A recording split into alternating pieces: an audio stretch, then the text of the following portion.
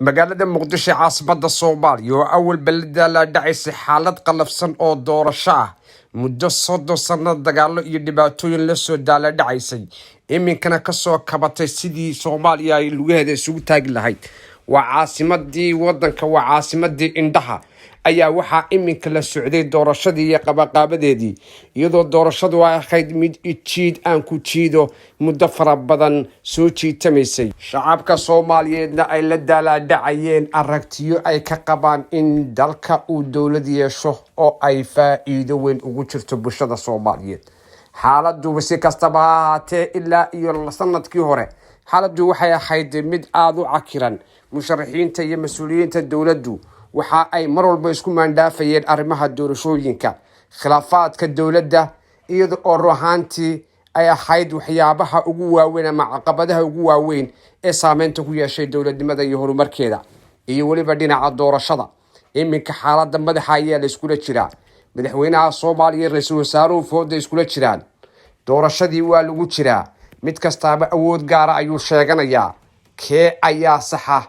bal haddaan idin daawashiyo qaabka iyo xaaladda sida ay wax u socdaan iyo sida la isugu jawaabayo madaxweynaha Soomaaliya digreeta ayuu soo saaray digreetadaas oo uu uga digayay in gebi ahaantoodba wax heshiisa aan la samayn karin dawladaha gaar ahaan shaqooyinku ay taagan yihiin ilaa inta dawlad la helayo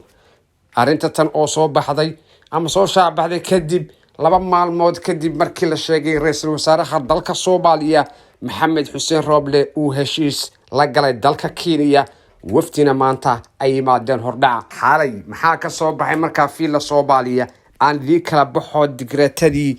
ka soo baxday magaalada Muqdisho gaar ahaan fiila Soomaaliya iyo qaabka ay u dhignayd Assalaamu calaykum madaxweynaha jamhuuriyadda federaalka Soomaaliya mudane Maxamed Cabdilaahi Farmaajo oo gudanaya waajibka dastuuriga ah ee ka saaran ilaalinta hantida qaranka iyo madaxbannaanida dalkeena ayaa xeer madaxweyne ku joojiyay in hay'adaha dawladdu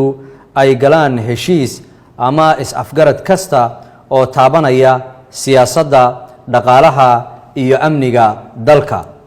madaxweynaha oo tixgelinaya duruufaha siyaasadeed iyo habsami u socodka hanaanka doorashooyinka dalka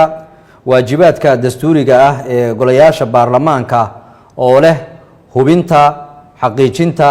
iyo qiimeynta heshiisyada iyo is-afgaradyada dalkeenu uu la gelayo dalalka kale hay-adaha iyo shirkadaha caalamiga ah ayaa soo saaray qodobadan qodobka koobaad waxaa xeer madaxweyne lagu hakiyay ilaa iyo doorashada kadib heshiisyada hay-adaha dawladda federaalka ee Soomaaliya sida xukuumadda iyo laamaha kale ee fulintu ay la galayaan dalalka kale hay-adaha iyo shirkadaha caalamiga ah qodobka labaad waxaa reeban ilaa doorashada kadib in wasaaradaha iyo hay-adaha kale ee dawladdu ay magaca dawladda federaalka ee Soomaaliya ku galaan is-afgarad ama wada hadallo saameynaya mustaqbalka dalka madaxbannaanida qaranka seerayaasha dhuleed iyo badeed ee dalkeena qodobka afraad waxaa la joojiyay in heshiis ama is-afgarad ganacsi lala galo dawlado kale inta doorashooyinka dalka lagu guda jiro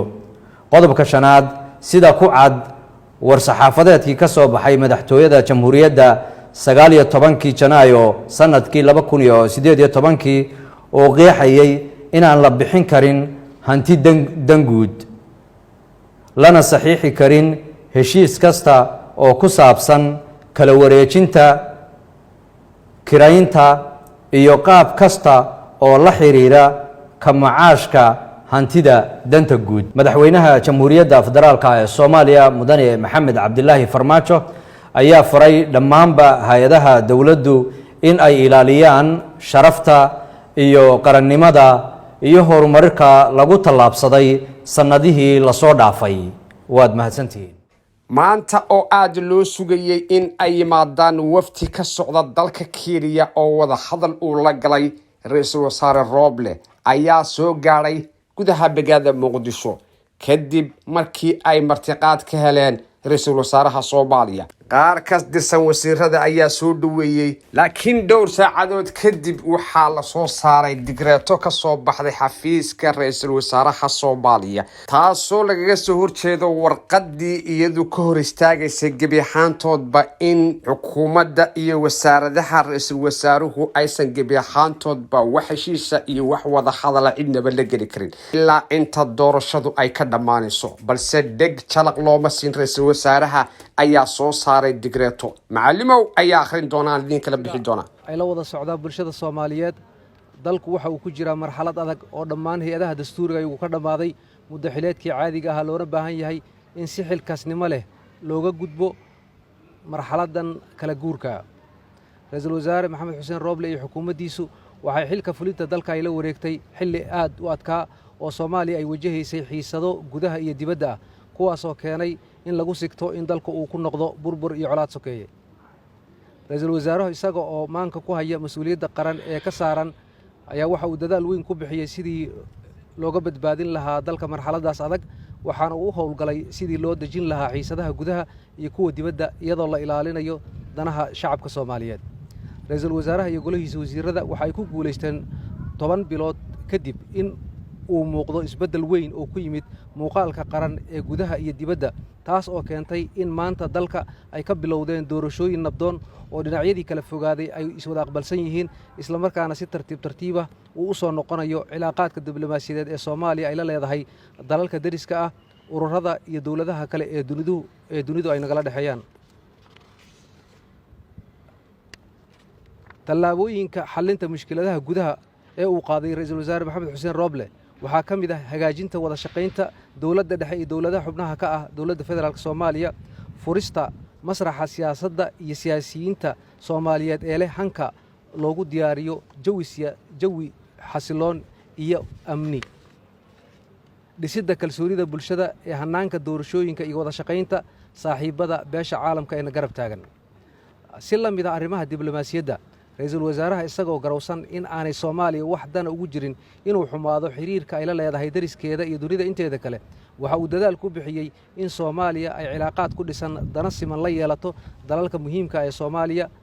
muhiimka waa Soomaaliya, isagoo socdaal ku tagay dalka aan walaalaha nahay ee Djibouti. sidaas oo kale waxa uu wada hadallo la bilaabay dalka Kenya iyo qaar ka mid ah wadamada Carabta, kuwaas oo ay nagala dhexeeyaan xiriir diblomaasi, amni, ganacsi, waxbarasho ama martigeliya qaxooti iyo dad Soomaaliyeed oo deganaansho ku leh, kuwaas oo mas'uuliyad ay ka saaran tahay dowladda Soomaaliya. waxaa xusid mudan in wadaxaajoojyada lagu hagaajin karo xiriirka dibadeed ee Soomaaliya ay yihiin kuwa dhowraya madax bannaanida iyo siyaadada qaranka Soomaaliyeed oo waajib dastuuri ah uu ka saaran yahay ra-iisul wasaaraha iyo xukuumaddiisa, dhanka kalena xeerinaya danaha shacabka Soomaaliyeed meel kasta oo ay joogaan iyo dhimista nooc kasta oo ah nacayb iyo colaad laga maarmi karo. dadaalada kor ku xusan waxa ay marayaan meel wanaagsan oo u baahan in horey loo sii wado, iyada oo yoolku uu yahay in ra-iisul wasaaruhu uu gaarsiiyo kuna wareejiyo xukuumadda dhalan doonta insha Allah Soomaaliya xasiloon, nabad ah oo xiriir wanaagsan la leh dariskeeda iyo dunida inteeda kale. haddaba iyadoo ay socdaan shaqooyinkaas wanaagsan oo ay u muuqatay baahida loo qabo jahaynta qaabka xilgudasho ee hay'adaha dowladda marxaladda soo socota, ayaa sidaa awgeed ra-iisul wasaaraha xukuumadda federaalka Soomaaliya oo cuskanaya qodobka 79aad ee faqradiisa koowaad ee dastuurka ku-meelgaarka ah, awoodda fulinta ee Jamhuuriyadda Federaalka waxaa leh golaha wasiirada, waxayna u qabanayaan sida dastuurka ku tilmaaman, waana hay'adda ugu sarreysa fulinta maamulka dalka. xukuumaddu waxa ay sidoo kale mas'uuliyad ay ka saaran tahay dhaqangelinta shuruucda, sugidda nabadgelyada dalka, ilaalinta danaha dalka iyo dadka Soomaaliyeed. si la mid ah dastuurka qaran ayaana u xil saaraya xukuumadda federaalka wadaxaajoodyada la xiriira kaalmada dibadda, ganacsiga, ahdiyada iyo arrimaha muhiimka ah ee la xiriira heshiisyada caalamiga ah. sida ku cad qodobka 103 ee dastuurka jamhuuriyadda, inta u dhaxaysa taariikhda doorashada guud iyo marka ra-iisul wasaaraha cusub la dhaarin doono, ra-iisul wasaaraha xilka haya iyo golihiisa wasiiradu waxay sii haynayaan xilka, waxayna u fulinayaan waajibaadka caadiga ah ee dowladda si xilgaarsiin ah, taas oo ra-iisul wasaaraha iyo golihiisa wasiirada u fasaxaysa inay si caadi ah u fuliyaan waajibaadka qaran ee dastuurku saaray, isla markaana meesha ka saaraysa in waxa kale uu ku yimaado shaqooyinkii dowladda. haddaba iyadoo laga ambaqaadayo qodobada dastuuriga ah ee kor ku xusan, ra-iisul wasaaraha xukuumadda federaalka Soomaaliya waxa uu farayaa dhammaan hay'adaha xukuumadda federaalka Soomaaliya dhammaan hay'adaha dawladda in si caadi ay u gutaan waajibaadkooda shaqo si waafaqsan dastuurka ku meel gaarka ah joogtaynayana adeegyada loo hayo